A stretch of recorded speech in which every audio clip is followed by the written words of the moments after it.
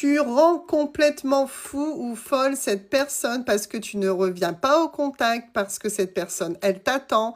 Le temps est long et cette personne est clairement en crise parce que il ou elle était vraiment, vraiment persuadé que tu craquerais, que tu lâcherais le premier ou la première. Et cette personne, elle te voit pas revenir. Elle se pose 1000 questions. Pourquoi tu reviens pas? Pourquoi tu fais pas le pas?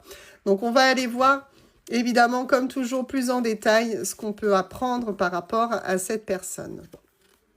Ok. Alors, ce qu'on me dit par rapport à cette personne, c'est que d'emblée, vous avez un lien fort tous les deux. Il s'est passé ce qu'il s'est passé dans votre histoire, mais quoi qu'il en soit, il y a quand même une connexion particulière avec cette personne-là que cette personne ressent parce que malgré votre distance, malgré votre éloignement, cette personne n'allait pas passer à autre chose, hein, pas du tout. C'est quelqu'un qui ressent encore très très fortement votre lien. On me dit que cette personne est triste, mais triste, c'est quelqu'un qui a beaucoup de peine. Vraiment, on a le cœur serré.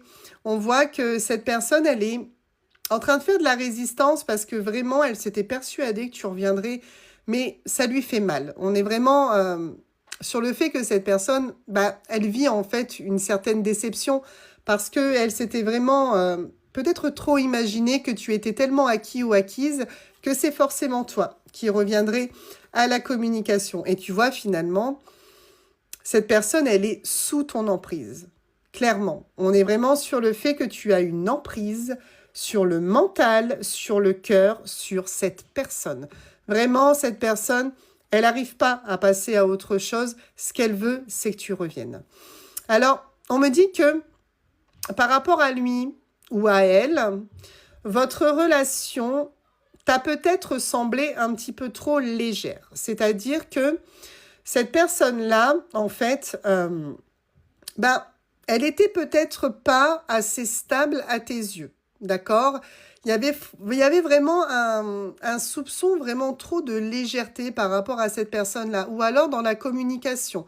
Cette personne, peut-être, tu tentais de communiquer, tu tentais d'être dans la compréhension, mais cette personne, elle était beaucoup plus à prendre les choses à la légère.